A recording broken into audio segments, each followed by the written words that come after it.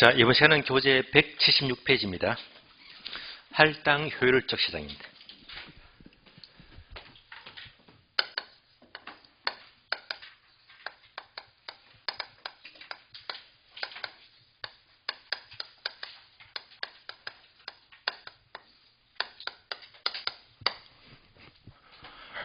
자, 그러면 효율적 시장은요, 지난주 공부했죠. 지난 시간.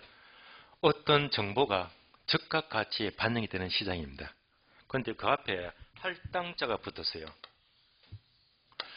자, 할당시킨다라는 말의 의미는 비슷한 말로 바로 배분시킨다. 배분을 의미합니다. 그래서 정보와 관계된 시장이 가장 자원 배분이 효율적으로 배분되었을 때 이를 할당 효율적이다라고 불러요. 그럼 여러분들은 여기서 두 가지만 제대로 공부하시면 돼요. 첫 번째는 자, 할당 효율적 시장의 개념이 뭐냐? 개념만 분명히 아시고요. 두 번째는요, 계산 문제 있죠. 바로 정보 가치 구하는 계산 문제. 이 두 가지만 아시면 공부 끝이에요. 자, 그러면 자, 할당 시장은 이제 강의 노트 보시면 돼요. 강의 노트 보게 되면 개념이 동그라미 1번, 2번, 3번 나옵니다. 자, 1번 첫 번째 네모되어 있죠. 키워드예요. 자, 네모가 뭐냐? 바로 초과율입니다. 바로 초과 이온이 없는 시장이에요.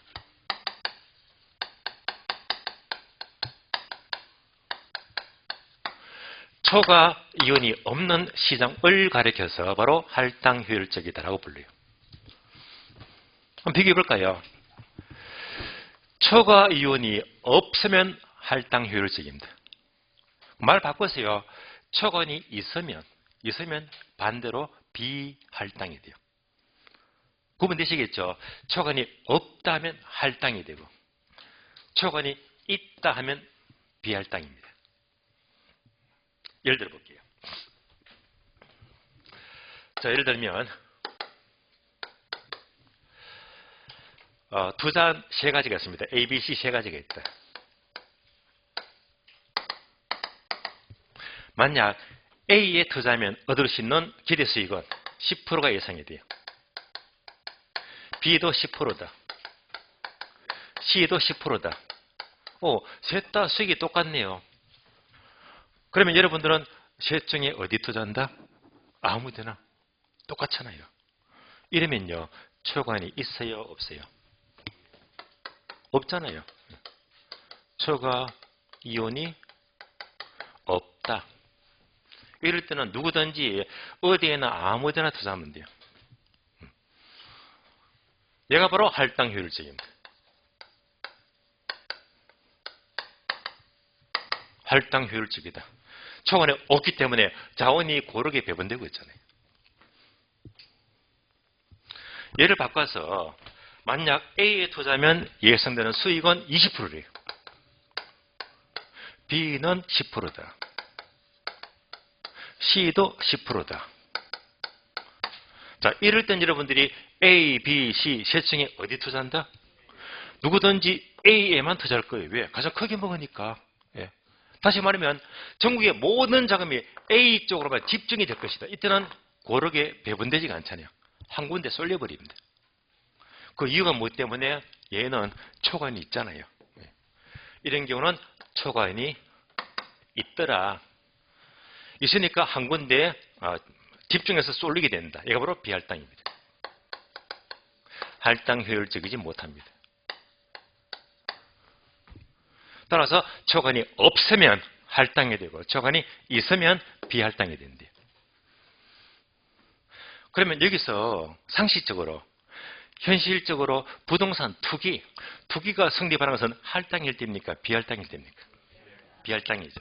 따라서 이럴 때 부동산 투기가 성립합니다. 그래서 투기가 성립하는 것은 무엇 때문에? 시장이 할당 효율적이 못할 때 투기가 성립합니다. 이제 개념 나왔습니다. 초과인이 없는 시장, 얘가 바로 할당이 되는 거예요. 두 번째, 초과인이 없다는 말은 모든 수익이 똑같잖아요. 그래서 모든 수익률이 동일한 시장입니다.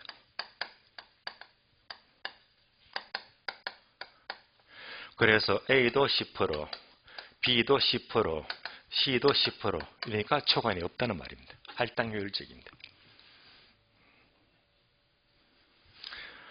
자, 세 번째도 꼬가리입니다. 할당 효율적 시장은 바로 정보비용 이꼴 정보가치가 돼요.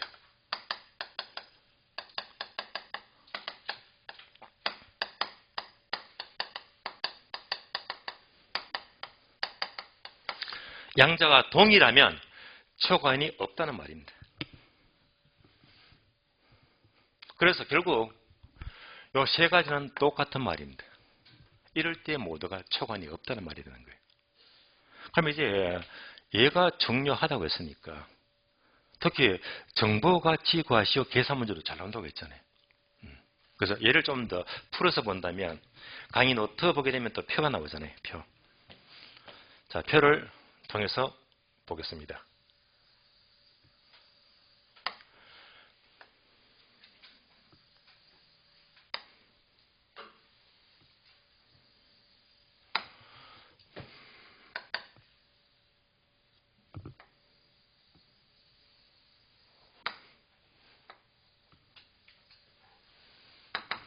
자, 먼저 시장 형태.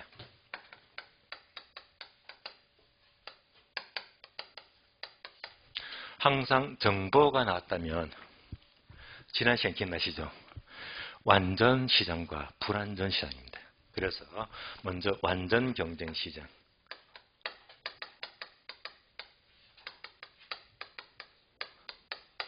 다음에 불완전 경쟁 시장입니다. 당연히 부동산 시장은 불완전 시장입니다.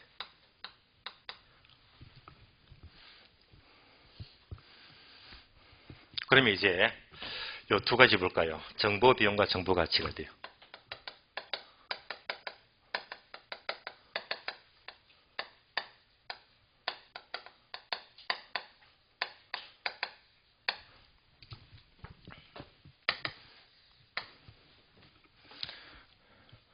앞으로 완전 경쟁 시장만 나왔다면 단어 4개 떠올라야 돼요. 안개 있잖아, 뭐요? 동자다정, 동자다정. 그래서 얘만 나왔다면 뭐지? 조건 4가지. 동자다정, 동질성. 자, 자유로운 진입과 태거. 다수의 수요자 공급자. 정보의 완전성. 그래서 동자다정 중에서 바로 네 번째, 완전한 정보. 예, 다 알고 있잖아요. 과거, 현재, 미래 다 알고 있대요. 정보가 완전하면요, 다 알고 있으니까 정보 비용은 제로가 돼요. 왜? 다 알고 있으니까. 다 알고 있다면요, 이를 통해서 먹거리가 없잖아요. 예. 정보 가치도 제로가 돼요. 왜? 다 알고 있으니까. 이러면 등식이 성립이 돼버려. 뭐 때문에? 완전한 정보 때문에. 완전 시장은 언제나 정보 비용 제로, 정보 가치 제로 된다. 왜? 완전한 정보 때문에. 그러면 초과인이 있어요, 없어요? 없다. 없잖아요. 초과인이 없다.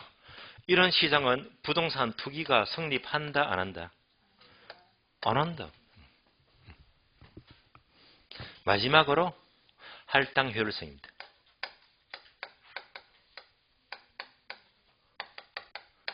따라서 완전 시장은 완전한 정보 때문에 언제나 초과인이 없기 때문에 무엇이 되죠? 언제나 할당 효율적입니다.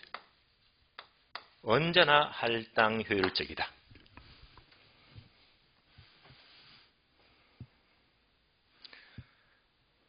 다음에 부동산은 불완전 시장이잖아요. 정보가 불완전하기 때문에 정보 활동이 필요하다고 했어요. 정보 활동이 필요하면 뭐가 들어가지? 정보 비용도 들어갑니다. 우리 중요한 활동이 다 뭡니까? 정보 활동이잖아요.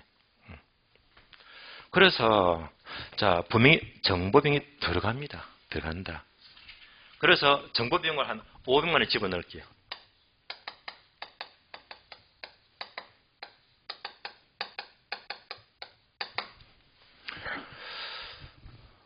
유능한 사람일수록 정보활동을 잘합니다. 자, 서울시 외곽지에 개발 정보를 얻기 위해서 500을 썼대요. 500을 써가지고 얼마 먹었다? 3천만 원 먹었대요. 이런 사람이 유능한 사람입니다. 돈 잘 버는 사람이고요. 이러면 등식이 성립이 안 되잖아요. 얼마 더 먹었다? 2,500. 초과이 있어요? 없어요? 있다. 2,500. 이럴 때 투기가 성립한다, 안 한다? 한다. 이렇게 초과이 있는 시장은 할당이라고 했어요? 비할당이라고 했어요? 비할당입니다. 이럴 때 부동산 투기가 성립한다고 했잖아요. 이게 현실이고 또 이런 사람이 아주 유능한 사람입니다. 여러분도 학교 가시면요. 예를 잘해야 됩니다. 예를요. 누차 말씀드리지만은요. 여러분들이 합격해서 중개업 하게 되면 저도 지금 실무를 계속 하고 있지만 몇 년째 하고 있지만 계속 지켜봤지만은 중개업 수수료 받아가지고 부자 된 사람 못 봤습니다. 수수료를 바탕으로 해서 직접 재테크를 해요. 경매를 하고 땅을 사고 아파트 분양을 사고요. 내가 투자를 해야 돼. 내가. 그래서 투자를 잘하는 사람이 돈을 너무너무 잘 벌더라고요. 주변에 돈 버는 사람들은 전부 다 중개를 잘해서가 아니고 그것을 바탕으로 내가 투자를 잘해요. 재테크를. 그게 정말 중요합니다. 부자가 되려면요. 그러기 위해서는 정보에 밝아야 됩니다. 정보에 밝지 못해서 500 주고 정보를 얻었는데 좀 일방하게 먹는 것도 500밖에 못 먹었네. 이럴 수도 있잖아요. 정보가 오픈되어 버리면 값어치가 없잖아. 이러면 등식이 성립이 되겠네요. 성립되고 있잖아요. 이렇게 되어버리면 초과이 있다 없다? 없다. 투기한다 안 한다? 안 한다. 초과이 없으니까 할당이 돼요? 비할당이 돼요? 할당이 된다. 이럴 수도 있잖아요. 이걸로 끝이에요. 따라서 완전 경쟁 시장은 언제나 초과이 없기 때문에 언제나 할당 효율적입니다. 언제나. 그러나 부동산 시장은 불안전 시장인데 부동산은요 초과이 있을 수도 있고 없을 수도 있잖아요. 그러니까 할당이 될 수도 있고 비할당 둘 다 될 수가 있다. 이런 나왔습니다.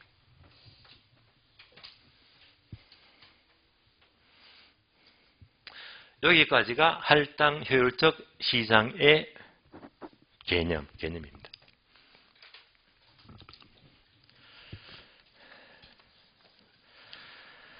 자, 설명 끝났으니까 교재를 볼게요. 책을 봅니다. 책을 보시면 176페이지예요. 거래 1번 할당 효율성 하는 순간 초과인이 없는 시장. 그러면 두 번째 줄 보게 되면 중간부터 밑줄입니다. 부동산 투자의 수익률과 다른 투자의 수익률이 모두가 같게 되면 자원이 할당되었다. 이러면 초과윤이 없다는 말입니다. 모든 수익률이 동일한 시장이잖아요. 그리고 2번은 X했죠. 해서 버리시고. 그리고 3번은요. 불안전 시장과 할당 효율성은 이제 칠판 보시면 자 구분되겠죠. 읽어보시면 돼요. 완전 시장은 언제나 할당 효율적인데 부동산 시장은 할당, 비할당 둘 다 될 수가 있다. 이런 내용들입니다. 다음 페이지. 178페이지예요. 178페이지 보면 부동산 가치와 정보비용 군데군데 박스 계산 문제 보이죠? 네. 이제부터 이 계산 문제가 최근에 4번 나왔고 또 올해부터는 뭐지? A급이다. 예. 그래서 이 문제는 가능한 여러분들이 해결하면 좋아요. 이거는 문제를 되게 비틀기가 쉽지가 않거든요.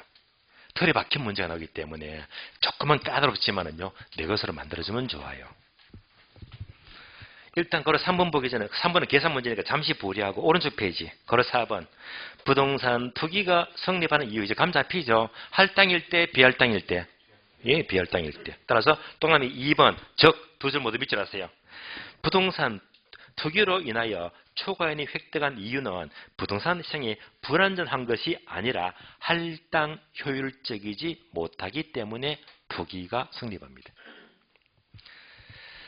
자, 여기까지 내용들을 보았고 그러면 이제 앞부분에 걸어서 한번 부동산 가치와 정보비용 계산 문제 이거를 혼자 보게 되면 답답해집니다. 그냥 예, 감도 안 잡히고요.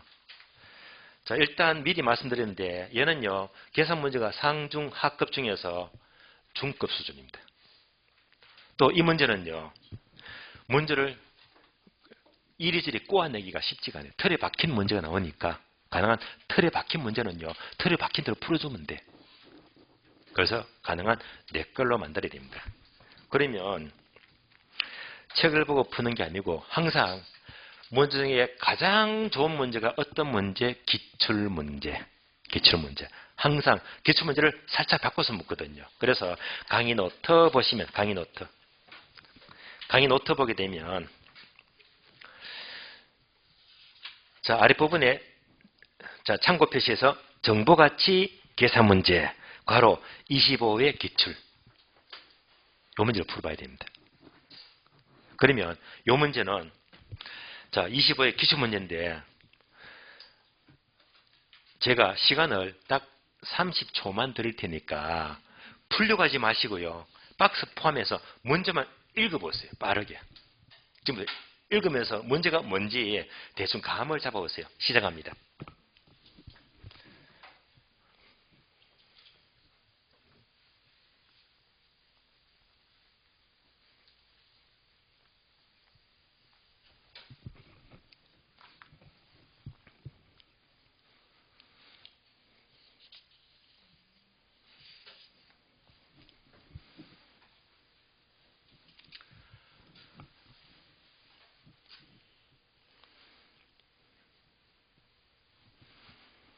자, 문제 읽어보셨죠? 그러면 이제 앞으로 나온다면요.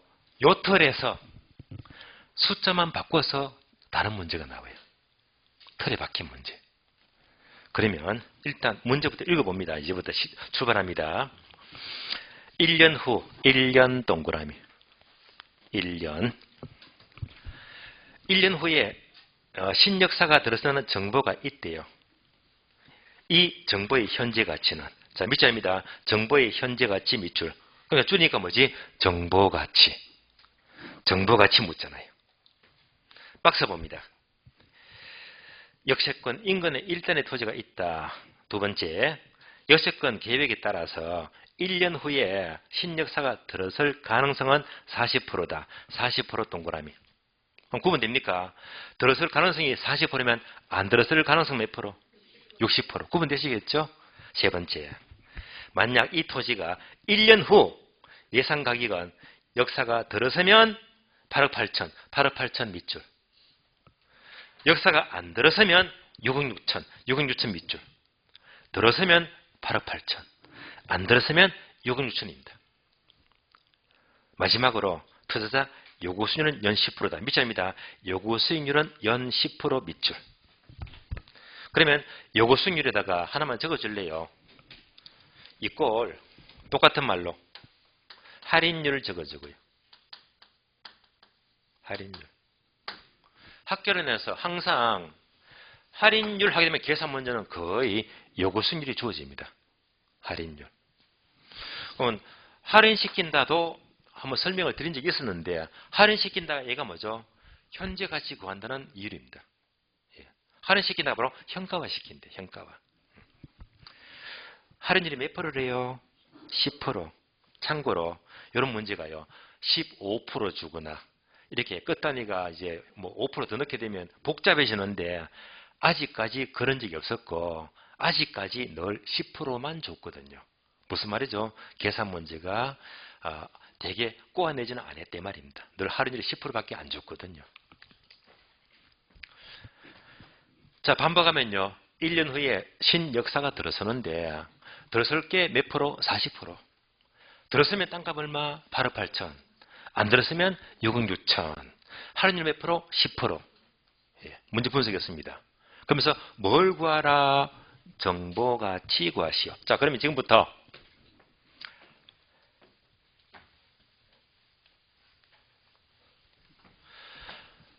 자, 정보가치 푸는 계산 문제는 무작정 문제 풀면 안 돼요. 항상 계산 문제는 공식을 암기를 하든지 아니면 어떻게 푸느냐, 푸는 방법 틀 있잖아요. 틀을 잡아야 되는데 얘는요, 공식보다 틀을 잡아야 됩니다.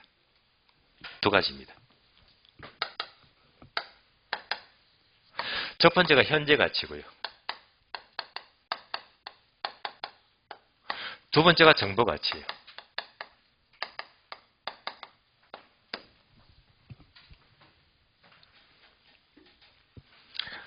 그러면 현재 가치가 뭡니까? 현재 가치. 얘는 정보의 현재 가치고 여기서 현재 가치는요. 똑같은 말로 이꼴 시장 가격입니다. 또는 매매 가능 가격입니다. 다 똑같은 말입니다. 그러니까 1번에서 현재 가치는 현재 매매될 수 있는 가격입니다. 매매될 수 있는 가격이다. 항상 순서는요. 현재 매매 가능 가격 먼저 구한 다음에 두 번째 정보 가치를 구해야 됩니다. 그러면 우리가 문제를 읽어봤잖아요. 읽어보니까 이런 자료가 나왔죠. 미래가치. 그리고 확률이 나왔습니다.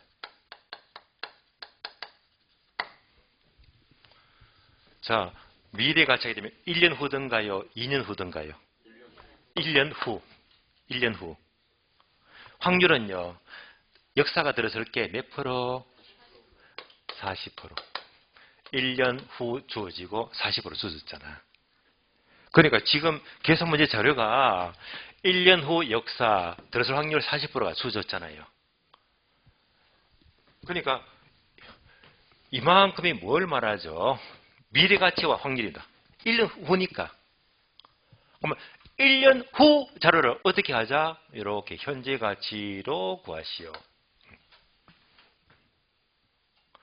이 말은 다른 말로 자, 현가화 하세요. 1년 후를 현재 가치로 현가화 시켜라.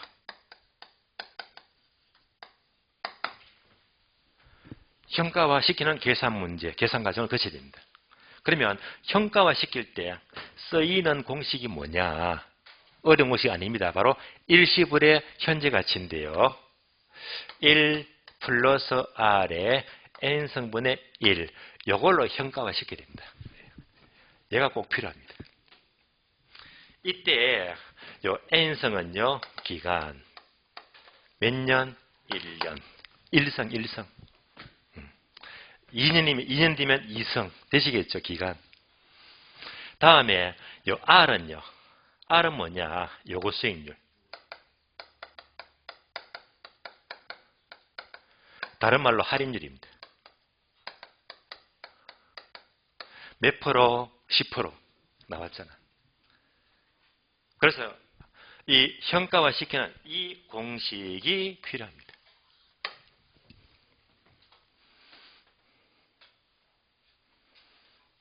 그럼 볼까요? 자, 역사가 1년 뒤 들어선데 들어설 확률 40%래. 이거를 이제 현재 가치로 현가화 시키자. 그러면 기간이 몇 년겠죠? 1년. 할인율 몇 프로? 10%. 공식 만들 수 있겠죠. 그러면 1 플러스 10%니까 0.1의 몇 성? 1성. 숫자 넣었잖아요. 정리할 수 있겠죠. 정리하면 어떻게 됩니까? 1.1의 1. 1.1분의 1이잖아. 그래서 이걸로 현가화 시켜야 됩니다. 현재 가치 현가화 시키자. 얘가 포인트입니다. 자, 이렇게 해서 현가화 시키면 현재 가치가 나오잖아요. 현재 사고 팔 수 있는 가격입니다. 매매 가능 가격입니다. 다음에 두 번째, 정보 가치는 어떻게 구합니까?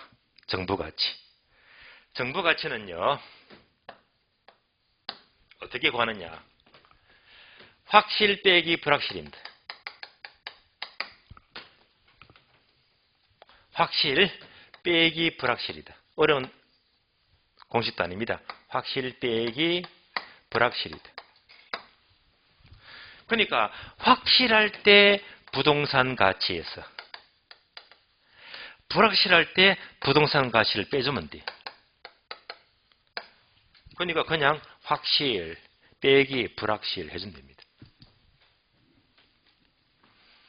여기까지가 틀입니다. 그러면 1번에서 현재 매매 금액 구했 있잖아요. 확률이 몇 %인가요? 40%. 이 40%가 불확실할 때. 확실한 건 100%니까. 그러니까 이때 40% 들어설 확률이 40%밖에 안 돼. 그러니까 이때 가치가 40%니까 뭐지? 불확실할 때 가치를 말이야. 얘가 이렇게 넘어옵니다. 이렇게.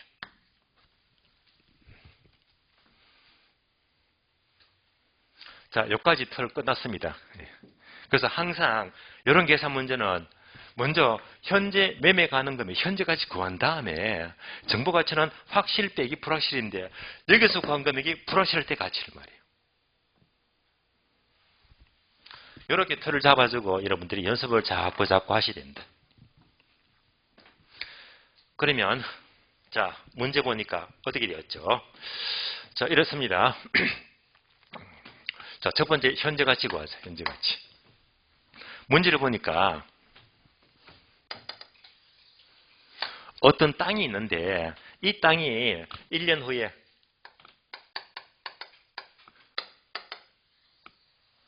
신역사가 들어선대요. 1년 후에. 그러면 신역사가 확실하게 들어서면 땅값 얼마? 8억 8천만입니다.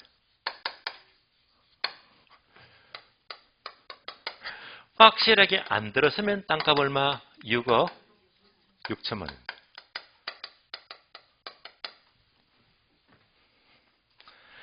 확실히 들어설 확률 몇 프로? 40% 곱하기 40%는 0.4잖아. 40%. 안 들어설 확률 몇 프로? 나머지 60%.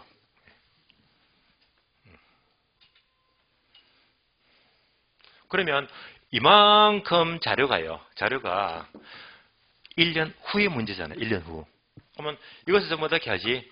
현재 가치로 현가화 시켜야 됩니다. 그러니까 자, 1년 후 자료를 현가화 시키려면 뭐가 필요하지? 요 공식. 현가화 시키자. 그래서 기간 1년, 할인율 10% 집어넣었더니 이렇게 나왔네요. 그래서 현가화 시키자. 곱하기 1.1분의 1 곱하기 1.1분의 1 이렇게 현가화 시키는 거예요. 그래서 현가화 시킨 얘가 포인트다.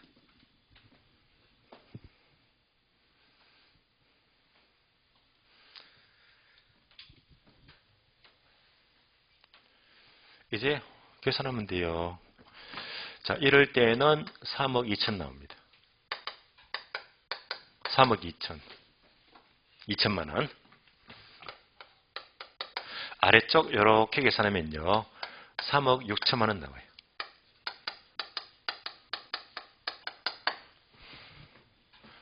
그러면 전부 다 더해야지 100%니까. 전부 다 더해야지. 그러면 얘를 다 더하니까 얼마? 6억 8천.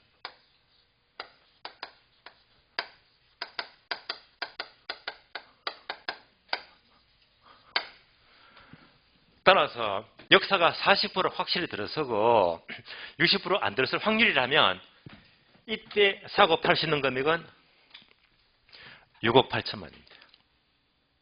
따라서 이때 현재 매매 가능 가격이 얼마 나왔다? 현재 가치는 6억 8천만 원입니다.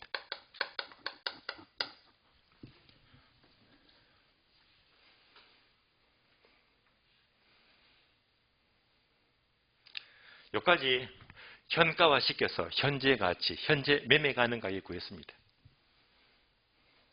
그럼 문제는 뭐죠? 정보 가치를 구하시. 정보 가치. 두 번째 정보 가치. 정보 가치는 확실 빼기 불확실이잖아요. 확실 빼기 불확실이다. 얘가 정보 가치입니다.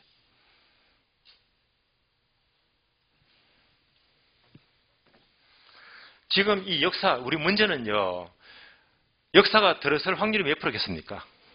40%. 그러니까 얘가 바로 불확실입니다. 40%. 이때 이 가치가 얼마 나왔습니까? 6억 8천 나왔잖아요. 6억 8천.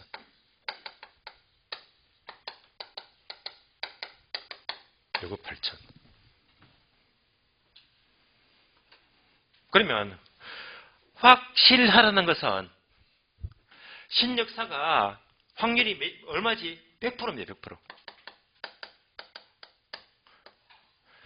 100% 완벽히 확실하게 들어선대요.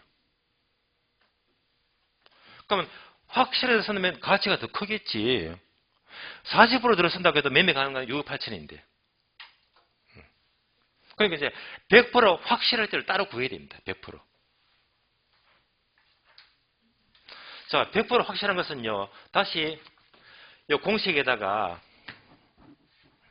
확률만 바꿔주면 돼요. 확률만. 100% 확실하면요. 얘가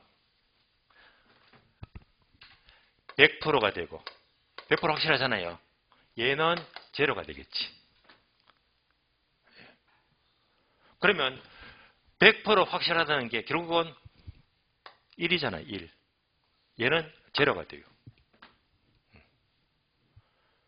그럼 이제 계산도 달라지겠네요. 8억 8천이 100% 확실한 것을 현가화시키면 8억이 나와요. 얘는 0이니까 그지? 그대로 제로가 되고요. 그러면 100% 확실할 때는 얼마가 된다? 8억. 8억입니다. 따라서 100% 확실할 때 부동산 가치는 8억이 된다. 40% 확실해요. 40%. 들어설 수 있대. 이때 가치는 얼마야? 6억 8천. 요 차이가 무슨 가치? 정보 가치. 차이가 얼마 나와요? 암산. 1억 2천이죠. 1억 2천만 원. 그래서 정보 가치는 요 차이가 정보 가치가 된다. 그래서 정보 가치 1억 2천. 정답 3번이 됩니다. 3번.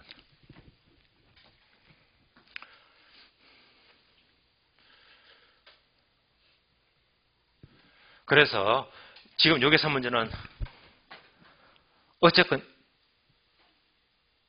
학급 문제, 쉬운 문제는 아니에요. 그렇다고 굉장히 상급 코스도 아니다. 중급. 그리고 이 문제는요. 자, 문제 풀어보셨잖아요. 다시 한 번 더. 기본 틀이 뭡니까? 자, 몇 년 후에 들어선데 1년 후. 1년 후. 다음에 들어설 확률 몇 프로? 40%. 세 번째, 확실히 들어선다면 땅값 얼마? 8억 8천만 원. 안 들어선다면 땅값 얼마?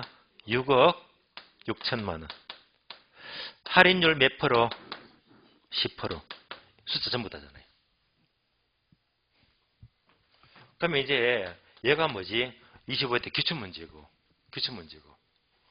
그럼 이제 숫자만 바꾸면 이제 다른 문제가 되겠지. 그럼 그들은 뭐? 1년 후에 들어선다. 들어설 확률이 40% 아니고, 자, 70%다. 이럴 수 있잖아요. 그러면 안 들어설 확률 30%가 되고, 그러면 확실히 들어서게 되면 뭐 가격은요 8억 8천보다 또 다른 숫자 넣어줄 거고, 안 들어서면 또 금액이 얼마마다 요수율 10%다. 숫자만 한 두세 개 바꿔버립니다. 똑같은 문제인데. 그래서 이 문제는요, 문제를 빈 걸 돌려가 바꾸기 어려워요. 지금 틀에서 뭐지? 요 숫자 정도 몇 개 바꾸는 게 또 다른 문제야. 틀은 똑같은데. 이 문제는요, 굉장히 뒤틀기가 어려워요. 다만, 숫자만 몇 개 바꿀 뿐이다. 톤 흐름은 똑같습니다. 그래서 이 문제가 부동산 시장에서 유일한 계산 문제입니다. 얘가요 25회 그리고 최근에 29회 올해 33회 때는 되었어요. 올해 내년 중에는 이 문제는 항상 A급에 넣고 득점을 하는 게 좋아요. 자, 여기까지. 자, 부동산 시장은 마치겠습니다. 마치겠어요. 자, 계산 문제가 좀 힘들었어요. 그러면 이제 책을 보니까 180페이지. 자, 입지 및 공간 구조론 넘어갑니다. 입지와 공간 구조.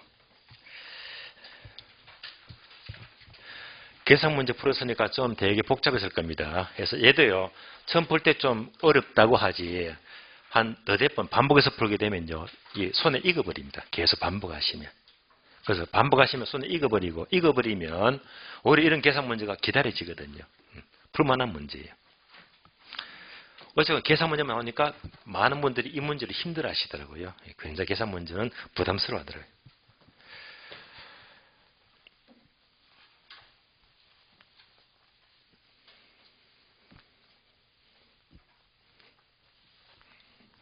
힘든 계산 문제 풀었으니까 머리 조금 식혀야 되겠네요.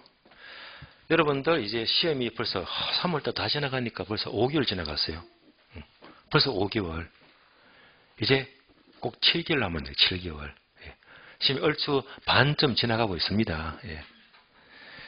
그런데 제가 공인모 댓글 보니까 다들 실력이 안 는데 문제도 안 풀리고요.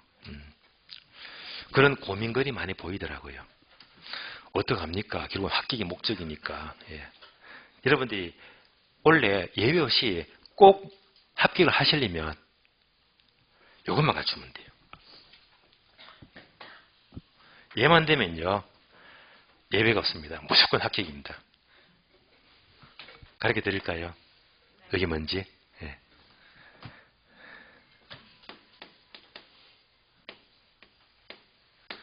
여러분이 초인이 되시면 우리 시험은 100%백정입니다. 합격합니다.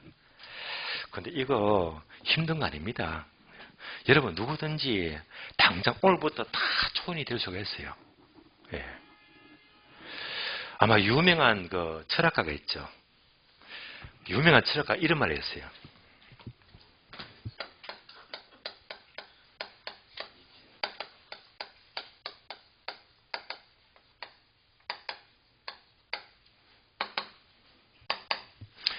신은 죽었다. 정말 유명한 말입니다. 이것 때문에 그 당시에 세상이 발칵 뒤집어졌어요. 누가 한 말입니까? 아시네. 그 유명한 독일이죠. 니체. 그 당시에는 누구든지 신을 믿었거든요. 그런데 니체가 발칵 뒤집었어요. 신은 죽었다. 무슨 말이죠? 니체는 신의 존재를 부정합니다. 그 말은 다른 말로 인간 철학을 강조합니다.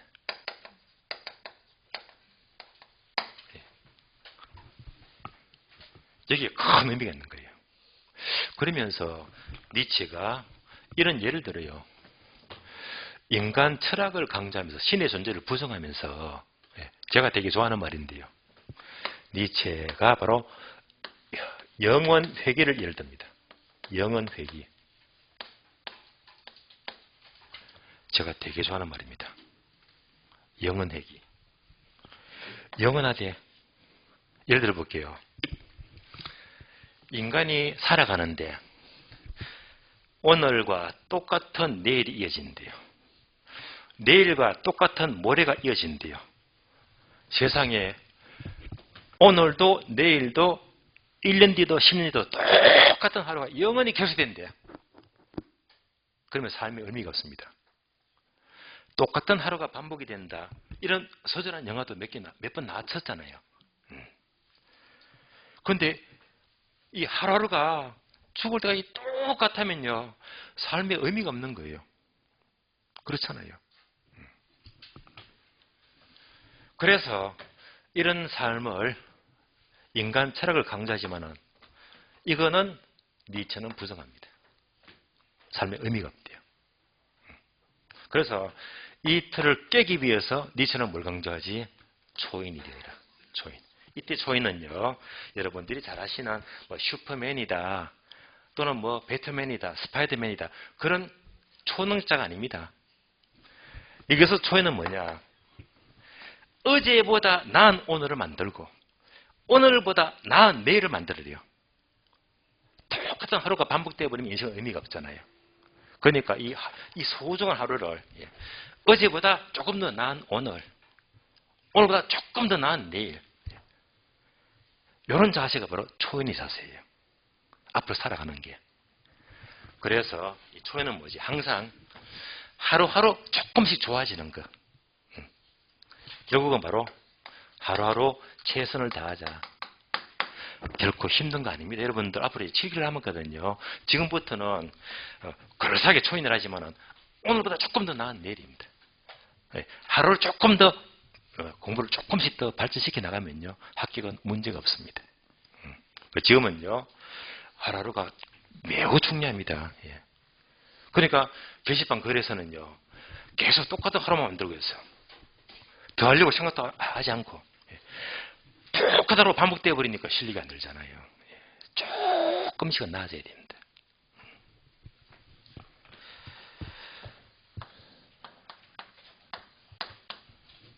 그래서 얘가요, 한 번은 그 대학교 교양 과정에서 중간고사 시험 문제가 나왔습니다. 신은 죽었다. 누가 한 말이냐. 근데 학생들이 어려웠나 봐요. 정답은 니체인데 말이죠. 그런데 어느 한 학생이 도무지 앞만 봐도 기억이 안 나는 거예요. 기억이 안 나서 기억이 안 나면 어떡하죠? 컨닝해야지. 그래서 이제 옆에 친구를 딱 컨닝하니까 이 친구가 눈이 나빴나 봐요. 안경을 쓰고. 그런데 정답은 니체인데 잘못 봤어요. 정답 나체. 눈이 나빴나 봐요.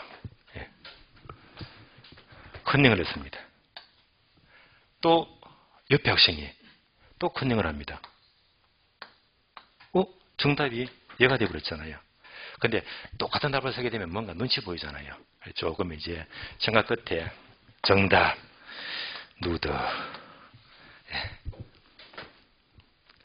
또 그 옆에 학생이 또 답을 몰랐나 봐요. 또 컨닝합니다. 정답이 얘네. 똑같이 하면 또 눈치 보이니까 또 머리 굴려가지고 답을 썼는데 뭐라고 썼을까요? 알몸. 순식간에 니체가 알몸이 되어버렸어요. 무슨 말이죠? 컨닝하면 안 된다는 말입니다. 어쨌거나 자, 여러분들은 심칠 때까지만 똑같은 하루 반복하시지 마시고요. 매일매일이 어제보다 나은 내일만 되시면 되는 거예요. 그게 초인의 자세예요. 힘내시고요. 자, 입지 선정 보겠습니다. 입지 180페이지입니다. 자, 입지는요, 여러분들이 바로 강의 노트 보시면 돼요. 강의 노트. 자, 입지 나와 있죠.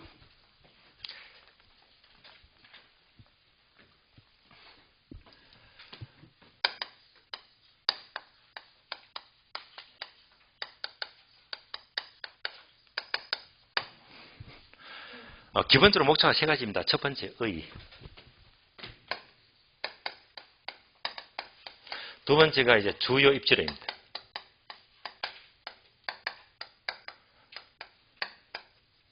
이렇게 나와 있고요. 자, 세 번째가 바로 용도별 입지 선정입니다.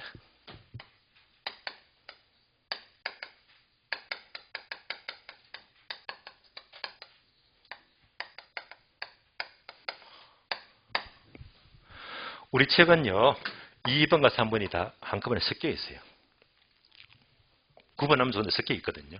근데 결론, 여기서 가장 중요한 것은 바로 주요 입지론입니다. 여기서 문제가 집중 출제가 돼요. 집중. 그러면 기본적으로 이지 선정에 의하게 되면 의는 여러분들이 괄호 2개 나와 있죠. 이런 것들은 요즘 출제의 성격이 아니거든요. 그래서 깊이 있게 공부할 필요가 전혀 없습니다. 다시 말하면 입지 선정을 한다는 것은 부동산의 적절한 용지를 찾거나 용도를 찾는 것입니다. 따라서 입지 선정의 의의는 적절한 용지, 토지를 찾거나 용도를 찾는 것이 바로 입지 선정입니다. 물론 용지를 찾는 것이 똑같은 말로 입지론이 되고요. 용도를 찾는 것은 적지론인데 이걸 다 합한 것이 입지 선정인데 이런 내용들은 굳이 뭐 출제된 적도 없고 다만 입지 선정하게 되면 적절한 용지를 찾거나 용도를 찾는 것이다. 이렇게 말고 다 필사하시면 돼요. 그럼 다음에 주요 입지를 하게 되면 크게 두 가지입니다. 주거 입지와 산업 입지.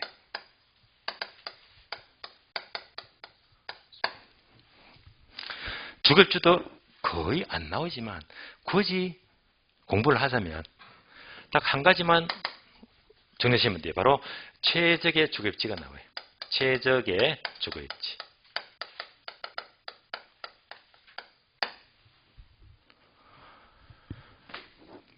출제는 거의 된 바가 없어요. 근데 얘는요, 모의고사는 되게 자주 나와. 출제 가능한 파트입니다. 그래서 아직까지 빈도가 굉장히 낮았기 때문에 얘는 따로 5월 달에 가서 설명을 드릴게요. 한번 들으면 다 압니다. 그럼 이제 산업 입지는 여러분 잘 드시요. 크게 세 가지죠. 1차 산업, 2차 산업, 3차 산업이잖아요. 1차 산업하게 되면 대표적으로 농업이다. 농업 입지. 2차 산업이면 공업이죠. 공업 입지.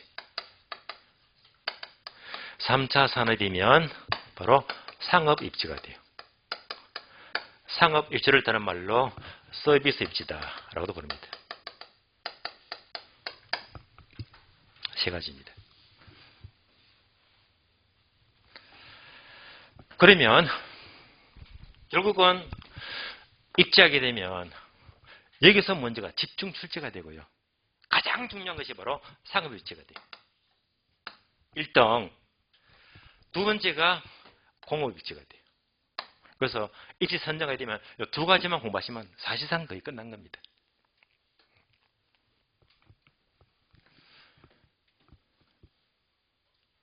그리고 세 번째, 용도별 입지 선정하게 되면 특히 부동산 용도가 주거지역, 상업지역, 공업지역, 농업지역, 임업지역 5개 용도가 나와요. 그런데 굳이 공부하자면 자, 농업지역, 임업지역 출제가 만무하니까 다 버리시면 되고 결국 또 자, 주상공 3가지가 남았는데 얘들도요. 마찬가지로 자, 가장 중요한 것은 상업 입지가 중요하더라.